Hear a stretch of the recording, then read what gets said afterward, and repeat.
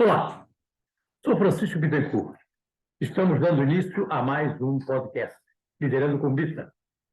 E hoje teremos mais um caos de gestor de pessoas, uma das histórias vivenciadas por mim em toda a minha trajetória profissional.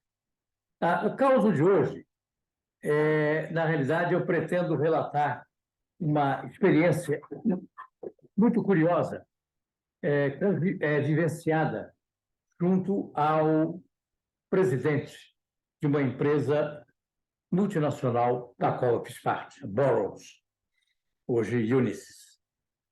Eu fui contratado pela Burroughs, que era grande concorrente da IBM, para cuidar da área de remuneração, cargos, salários.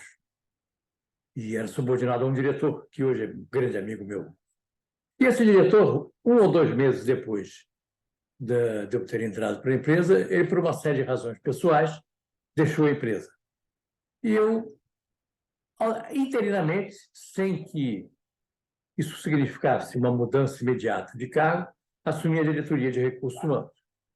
Vale contar que a história da Burroughs era uma história muito interessante. Eram 8 diretores, junto com o seu presidente, o presidente americano, e os diretores todos brasileiros.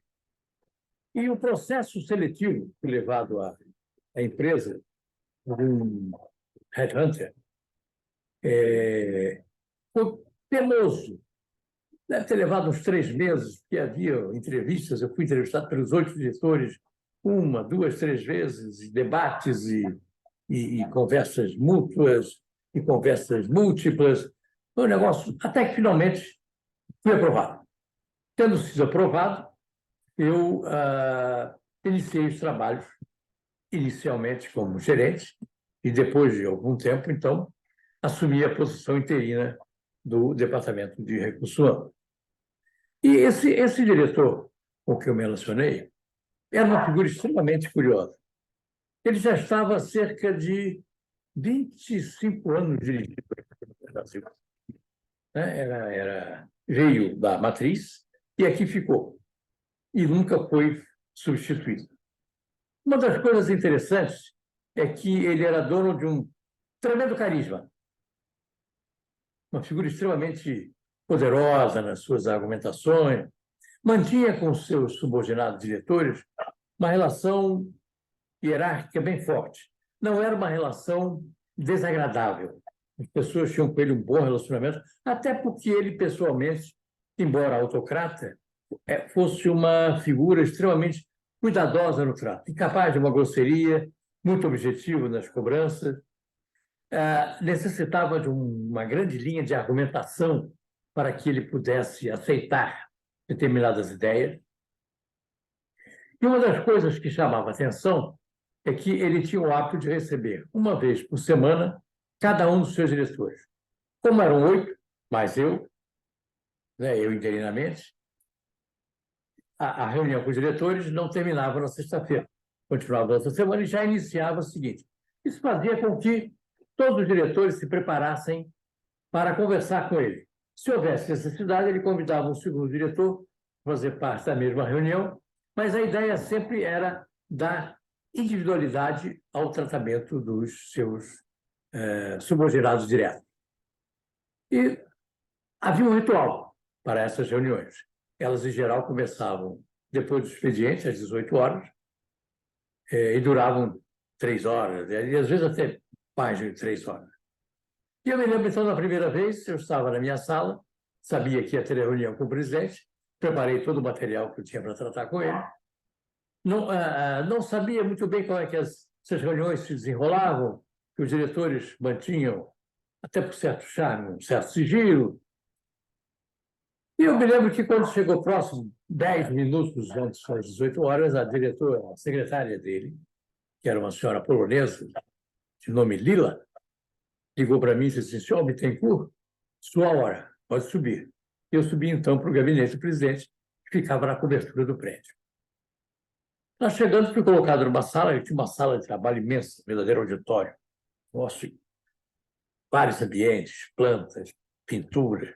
Mas esta reunião era numa sala reservada, pequena.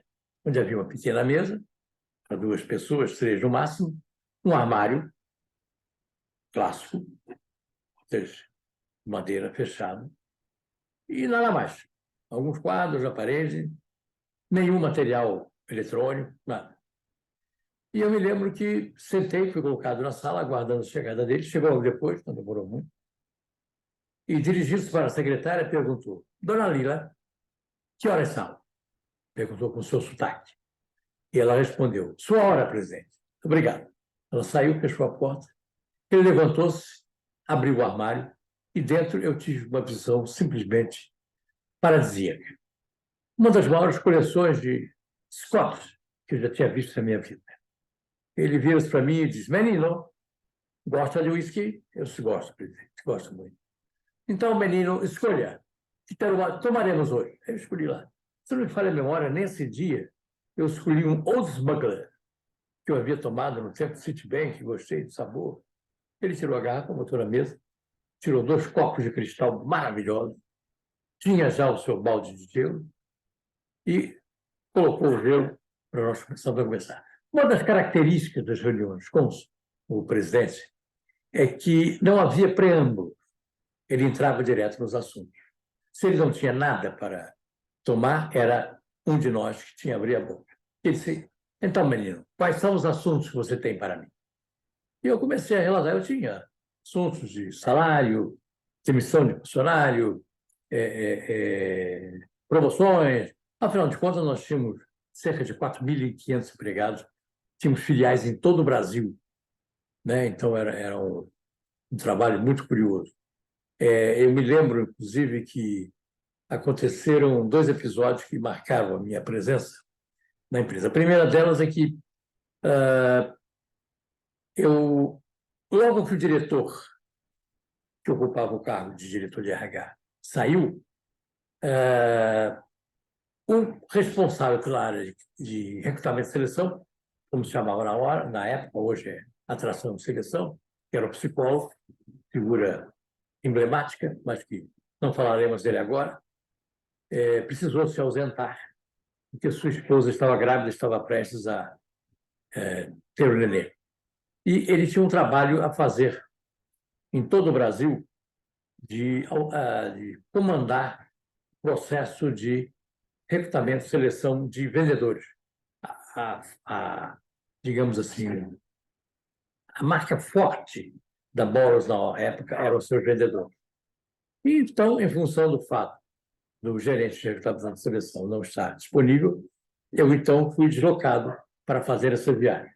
Comecei a viagem em Salvador, Recife, Amazonas, Brasília, Belo Horizonte, e terminei no Rio de Janeiro, porque quando cheguei em Belo Horizonte, saí da viagem, o diretor que havia solicitado demissão estava se retirando. Eu precisava, então, estar na função para assumir o cargo. Então, foi uma viagem interessante. Essa viagem tem inúmeras histórias que eu teria a oportunidade de compartilhar com vocês. Histórias muito interessantes.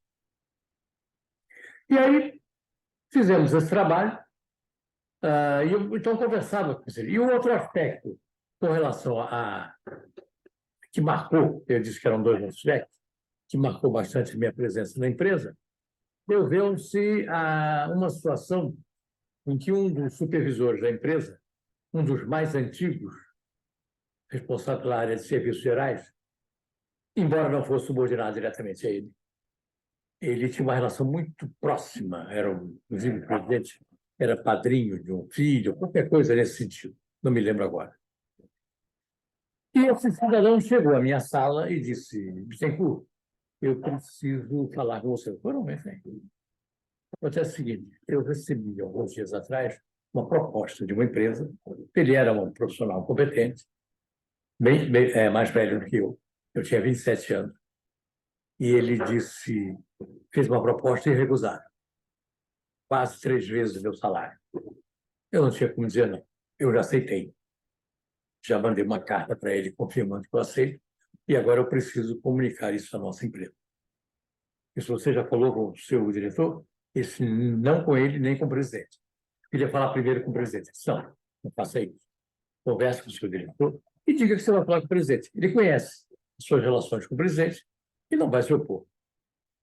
E aí, conversa, está levando alguma coisa de algum documento? Não, estou levando a carta que eu escrevi para a empresa, aceitando a proposta, e estou levando também a minha carta de demissão. Okay.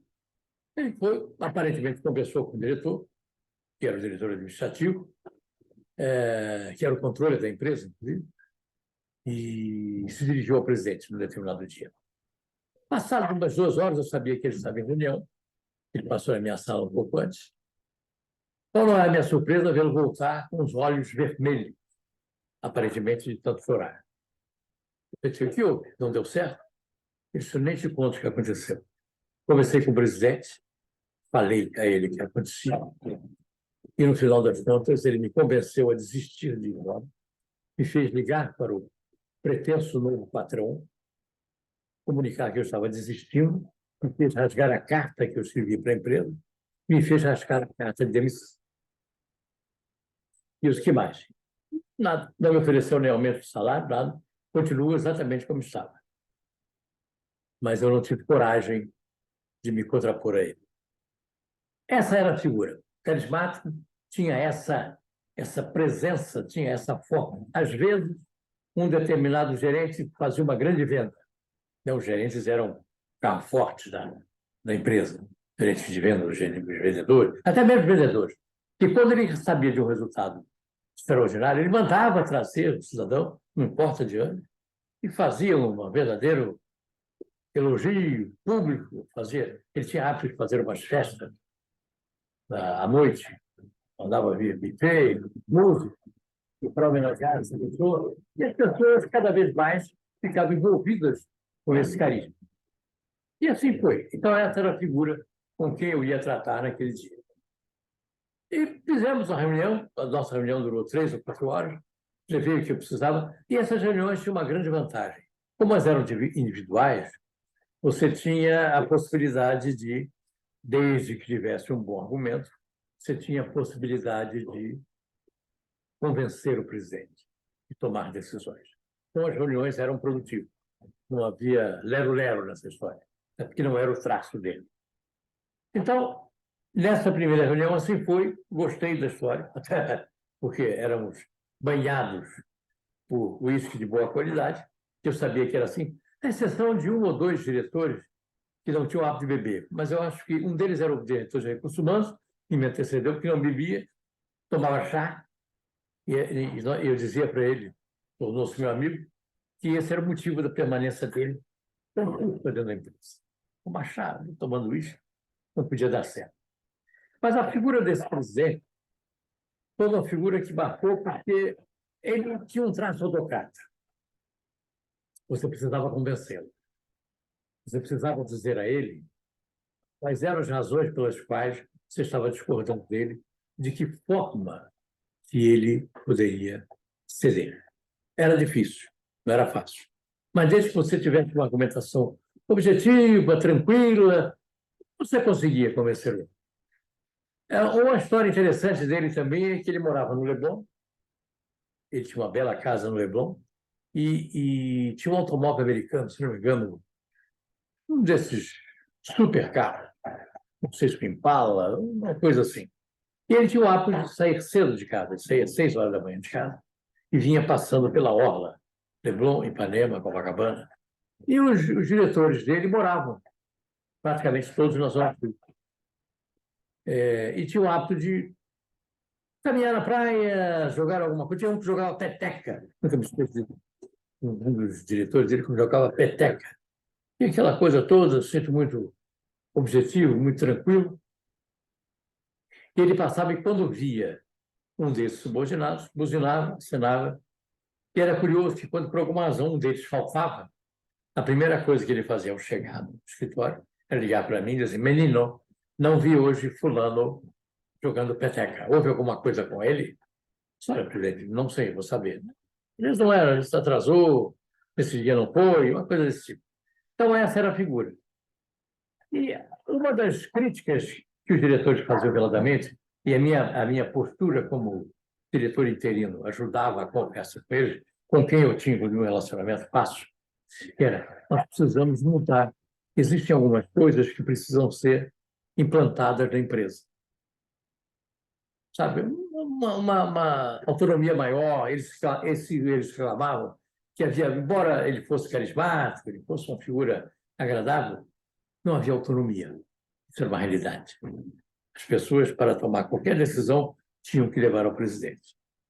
E, na minha convivência, eu fiquei lá por pouco tempo, mas, por experiência anterior e por conhecer a história de gestão de pessoas, eu concluí que era muito difícil mudar o presidente. Ele não estava disposto a fazer essas mudanças. Né? Era a opinião dele é que valia. Se você tivesse argumentos suficientes para convencê-lo, perfeito. As coisas seriam mudadas mesmo. Mas o difícil era convencê-lo.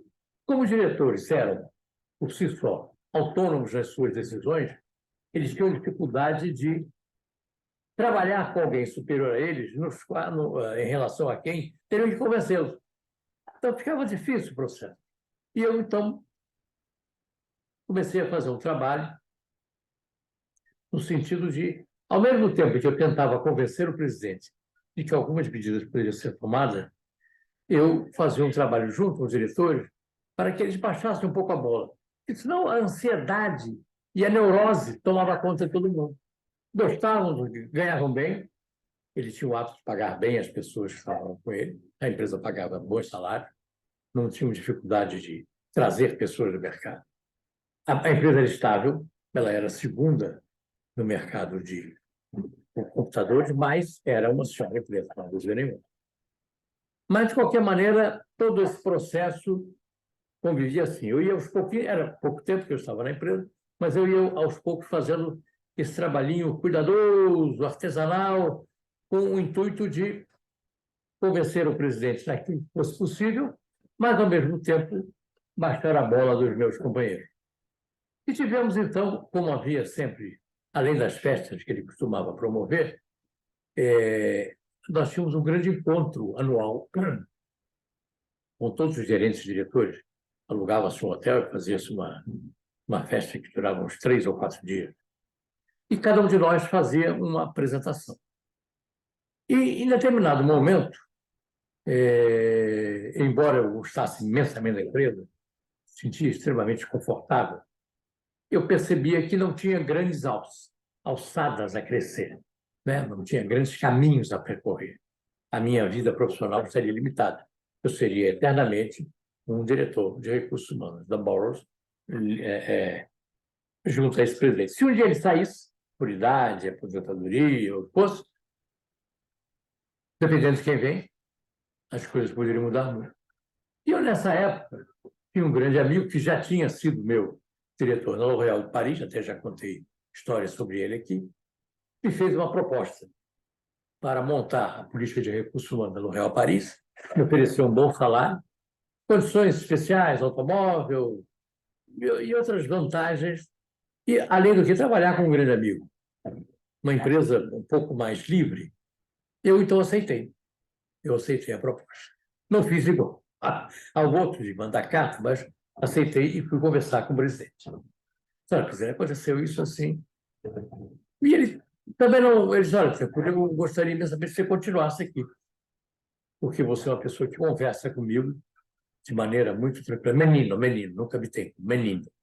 Mas é a sua vontade. Você é novo, é jovem, tem muito a fazer pela sua frente. Vai, frente, seja feliz. Eu sou presidente, eu gostaria, então, de estar presente na reunião de diretores e gostaria de fazer uma apresentação. Aliás, eu gostaria de conversar com os nossos gerentes sobre as relações entre eles e o senhor. O senhor concorda? Disse, claro, concordo sempre. E assim foi. Foram feitas reuniões, cada diretor apresentou a sua palestra, os seus negócios, os números, etc. e tal. E ele me deixou por último. E, nesse instante, eu comecei a minha palestra e eu iniciei dizendo: companheiros, essa é a minha última atividade aqui na Bolas. Eu, dentro de cerca de 15 dias, estou deixando a empresa, pedi demissão e vou assumir uma posição conduzindo a área de recursos humanos, implantando a área de recursos humanos na multinacional L'Oréal Paris. Então, mas eu pedi ao presidente para ter um espaço que eu precisava conversar com você. E eu comecei a conversar. Comecei a mostrar para ele que, se eles efetivamente se predispusessem a permanecer na empresa, eles teriam que entender o presidente. E o presidente só mudaria de ideia se as argumentações fossem possíveis. Eu dizia, talvez as suas ideias sejam magníficas, tenho certeza que sim, que a sua experiência leva a isso, mas é preciso convencer o homem. Se vocês não convencem o homem, nada muda. E se vocês não convencem, nada muda, vocês precisam se adequar, porque não adianta brigar. A briga vai gerar uma neurose, uma insatisfação, uma tristeza. Não vale a pena para vocês, para os seus familiares, nem para a empresa. E aí falei, durante mais ou menos 40 minutos, disse o que eu queria, deixei bem claro para ele. E quando eu terminei, o presidente que tinha ficado no fundo do salão, ele não se sentou numa cadeira. Ele sentou-se em cima de uma mesa, quase de pé, no fundo da sala do auditório. Na hora que eu acabei de falar, ele pediu o microfone e disse, menino, já que você teve coragem de dizer isso para todo mundo, por que não fica? E aí os colegas todos, fica. E aí um deles, o controle da empresa, que é uma figura, até meu xará, figura de comportamento bem cuidadoso, autocrata, mas muito seguro, virou assim, você teve coragem de dizer coisas que nós não tivemos nem coragem de pensar. Por que não fica? Não fica porque eu preciso de mais liberdade, preciso encontrar novos caminhos. E assim foi. Eu deixei a empresa, deixei o presidente, mas ficou essa marca desse indivíduo que tinha um traço extremamente carismático e levou a empresa ainda durante muitos anos. O que eu não me lembro agora é se ele, em determinado momento, ele se aposentou ou se ele faleceu. Porque ele já tinha, acredito eu, que na época ele já tinha perto de 70 anos. Ele não era tão jovem assim. Teria a idade que eu tenho hoje. Mas na época isso era tratado de maneira diferente. Mas o que é interessante perceber é como é que é a convivência que nós, gestores, temos com profissionais aos quais nos subordinamos e que essas pessoas têm perfis autocráticos. Em geral, nós questionamos e contestamos o perfil autocrático. A gestão contemporânea de pessoas, ela é humanizadora. Ela se propõe a ter isso. Mas, para isso, nós precisamos ter uma preparação importante. Qual é? Primeiro, é ter argumentação sólida e objetiva com relação às nossas propostas, nossas ideias. E argumentações que sejam capazes de, lembre-se da disputa eficaz do Carl Rogers, fazer sentido para quem nos ouve. Não adianta eu ter uma grande argumentação que faça sentido para mim. É preciso fazer sentido para os outros, para quem nos ouve. No caso, o presidente da empresa. E, ao mesmo tempo, ter plena consciência de que, se você não consegue mudar, você tem duas posições. Ou você se muda, ou você se adapta.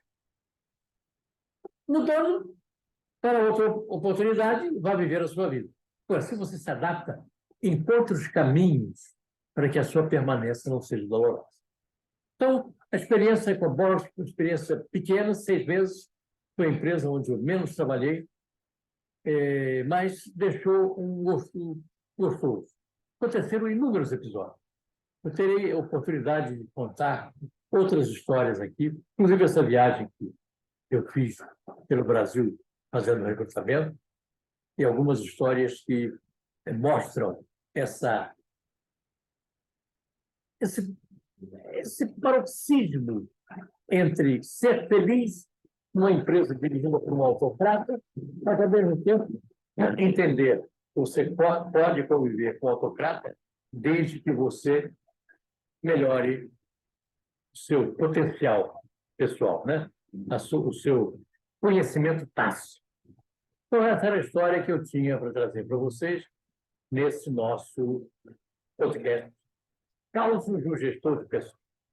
A vocês, obrigado e até uma próxima oportunidade. Lembrando, não se esqueçam de se inscrever no YouTube ou no Spotify, onde vocês poderão ter acesso às nossas conversas. Muito obrigado e até a próxima.